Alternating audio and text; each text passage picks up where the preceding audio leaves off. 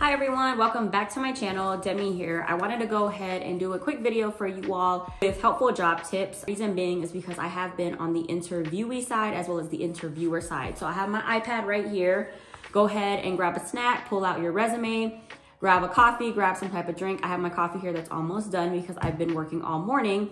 But I wanted to go ahead and record this video, especially because we are reaching pretty much the last 2-3 months of the year, and I know people are trying to figure out what kind of goals, where they want to be, if they want to leave their job, or figure out what they can do to upskill and also to just like elevate and prosper in life. And so I figured I wanted to go ahead and do these tips, break it down, but also get straight to the point, because sometimes these videos can be very wordy and I just feel like nobody really has time for that. Like, what are the tips? How do I get through them?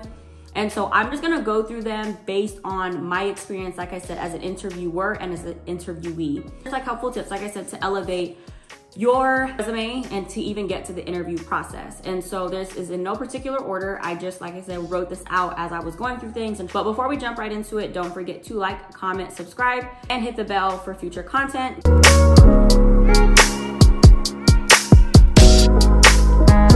Here are the tips. Like I said, no particular order. Use what's relevant to you, your resume, where you're at right now on the job search or the job hunt. And then everything else are just things that I want you to keep in mind for future job placement. First tip that I have is certifications. I put this one it was the first thing that came to my mind because I think a lot of people oftentimes think that you need to have a bachelor's, a master's, all these different degrees. So this is the thing. If you are in a field, especially something that is more trade or vocational, or you want to just have some type of certification, then I would highly recommend. People underestimate the power of certifications. I have seen a lot of different women that are in roles that this isn't specifically to women, but I have seen a lot of women, if you go on their LinkedIn profiles where they have nothing but certifications, they may have an associate's or maybe no degree at all. So don't underestimate the power of certifications, whether you're in the tech field. I myself had mentioned before, if you watch The Day in the Life of an Entrepreneur, I would definitely suggest watching that, just so you know that I'm coming to you with wisdom and experience, not just saying this by finding stuff on the internet.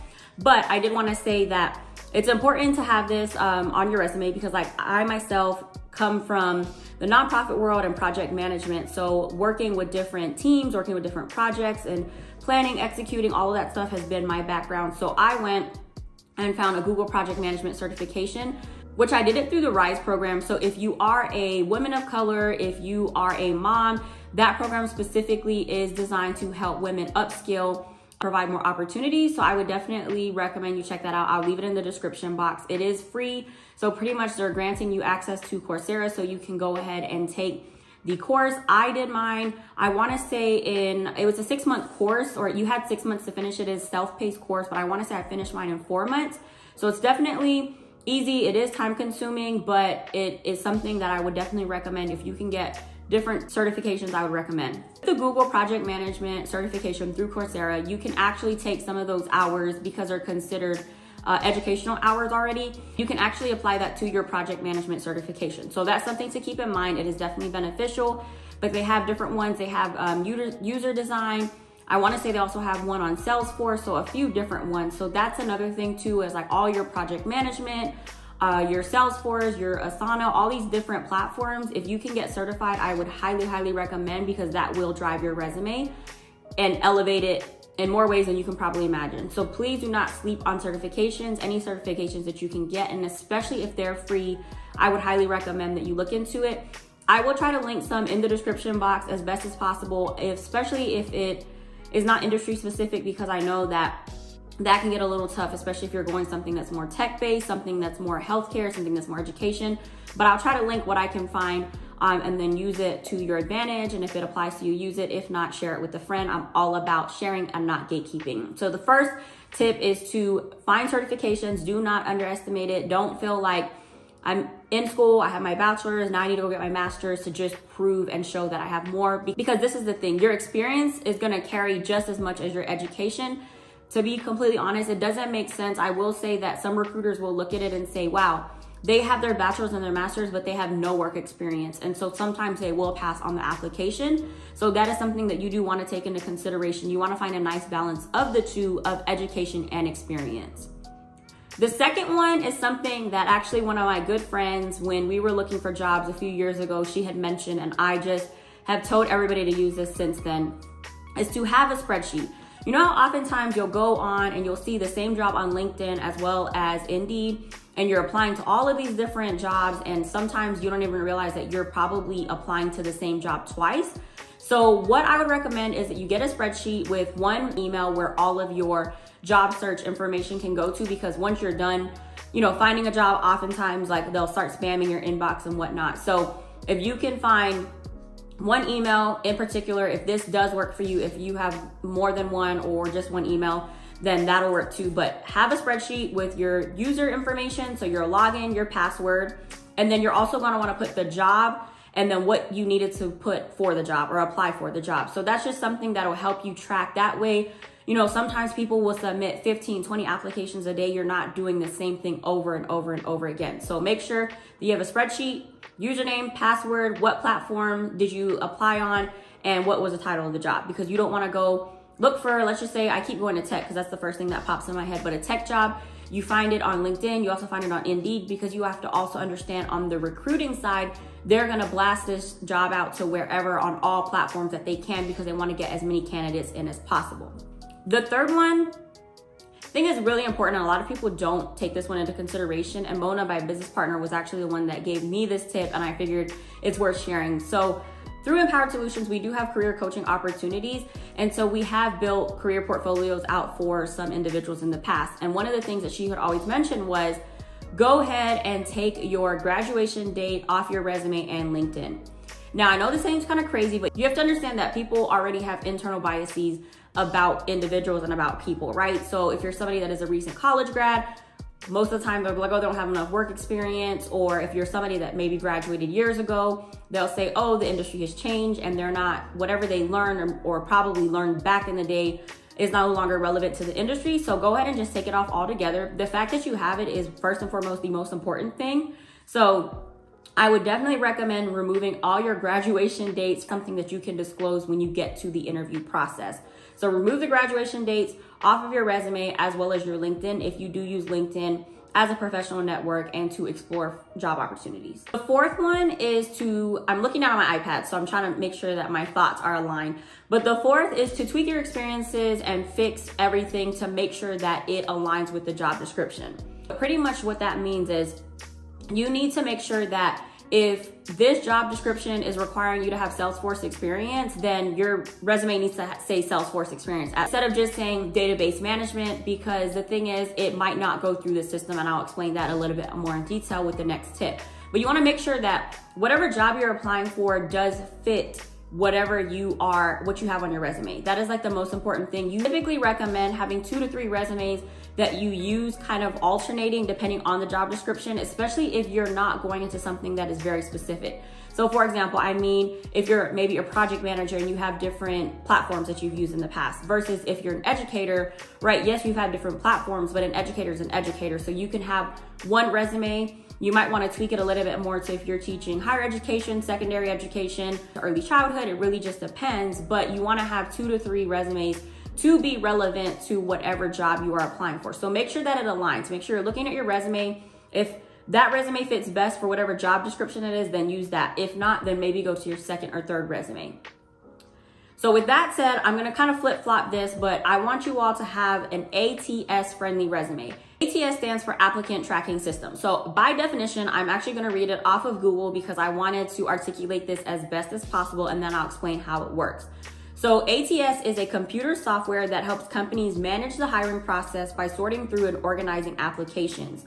When you apply for a job, your resume typically goes directly into an ATS database. So what does that mean?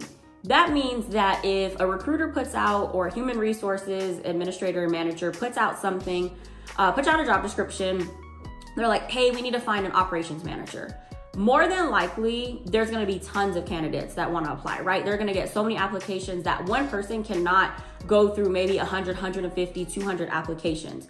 So what happens is they use ATS, the database, and ATS essentially filters out resumes that they feel do not fit the job description, right? So what that means is if I'm applying to operations manager, but I'm coming from sales, and I have no management experience, and the resume can see clearly that there's no management experience, it'll kick my resume out. Ever done this in the past and you applied to a job and you immediately, probably not even an hour, a couple hours afterwards, get, sorry, we decided to go with another candidate, or you get some type of bounce back email where they say, unfortunately, you're not a good fit. More than likely, that's because the ATS actually pushed your application out and it did not make it to a recruiter or a coordinator. So keep that in mind. That's the reason why your resume has to be relevant to the job description. Because if they say we require our candidate, they go into the system and they say we require our candidate to hold a master's degree in accounting, and you have a bachelor's in accounting and have yet to acquire the master's degree, more than likely it'll push your resume out. You want to focus on keywords. You want to stay away from PDFs.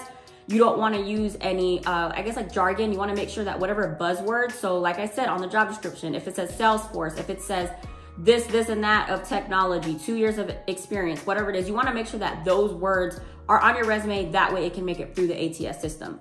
So that is something to keep in mind. Do some research. If you've never heard of ATS, do some research on ATS. I will tell you, when I found out more about how that works, I was like, okay, this is a game changer. That's why it's important for you all to have different resumes and to make the resumes relevant to the job description. I'm gonna say that multiple times. And another thing I will also say regarding the graduation date, I'm sorry I did not mention this, I failed to mention this, is make sure that you do not have a photo on your resume. Like I said, people already have these biases and these biases, however you say it, on who they want to hire and who they're looking for. And so you never want to already write yourself off by putting a photo. I know some people think, oh, maybe if I put my headshot and they get familiar with who I am. That is literally, first of all, you don't want them to discriminate. That has nothing to do with whatever you're qualified to do as a person, as an individual, regardless of how you look on the job. So once again, no photos. Make sure you don't have any photos on your resume. However, of course, if you're in, let's just say, the entertainment industry, modeling, acting, then you might need a headshot, but for those other types of jobs, it's not necessary. So make sure that if you do have a photo, it's industry specific. This one that I have is to first and foremost be patient. I think oftentimes people will just jump into these different interviews and start applying different jobs because they like that it says 160,000 salary and it has all of these, bells and whistles on the job description. Don't just jump for something just to jump. Keep your options open. Make sure that the job fits whatever you need. Just as much as they need you to fulfill this job, that job needs to fulfill you. And then this is kind of the last one because I did want to do one on interviewing skills and interviewing style. But the next one is to network and let people know what you're looking for. And honestly, when I was an undergrad and people would always say, oh, do informational interviews. If you see somebody that's in a role or you aspire to be, like, go ask them how did they get into that. And I always used to be like, you know what's the point? Because like everybody's journey is different. However, I will say that networking and letting people know what you're on the job market for is important, because when these job opportunities do come up, then they'll say, oh, so-and-so said that they were looking for this. Let me go ahead and send this over to them. Or let me go ahead and do the intro for the recruiting manager or the recruiting person, and then you take it from there. And I will also say this, if you have friends that are not trying to elevate or put you on or speak on your name when you're not in the room, you might need to reevaluate your friend group. That's something completely different, but I'm just saying, if your friends are not uplifting and talking good stuff about you and trying to bring opportunities to you when you're not in the room, you might need to find a different friend group. But you need to network. You need to ask people very good questions that are intentional, that will help you and be beneficial to you. That's something that is super, super important as well. Don't just do it just to say like, oh, how did you get to where you are? Like, what did you have to do? Give me the cheat code, because everybody, like I said, journey is different. Everybody's gonna have to go through a different process. But if you can maybe ask, like, what are some tips that you have? What are maybe some projects that you worked on that way you were able to get in the role? Ask those intentional questions that are actually gonna help you and elevate this job searching opportunity and you actually developing in whatever career you're trying to do. So that is pretty much all of the tips I have. Like I said, I wanted to be quick. I don't want it to be too wordy. So hopefully this video is not too long. I do want to do a follow-up video as far as interviewing skills. Like, I know practicing the STAR method is some of the things. Researching the company is another one of the things, and like how you can make your experiences relevant to what the company needs. So just so many different things that I feel like interviewing style and interviewing skills would definitely help. If you feel like there are any other tips that we could probably share with other people, definitely comment them below. Thank you all so much for watching. If you do want to see that video on interviewing skills, definitely let me know. But I will see you all next time. Don't forget to like, comment, subscribe, and hit the bell for future content. I'll see you all next time.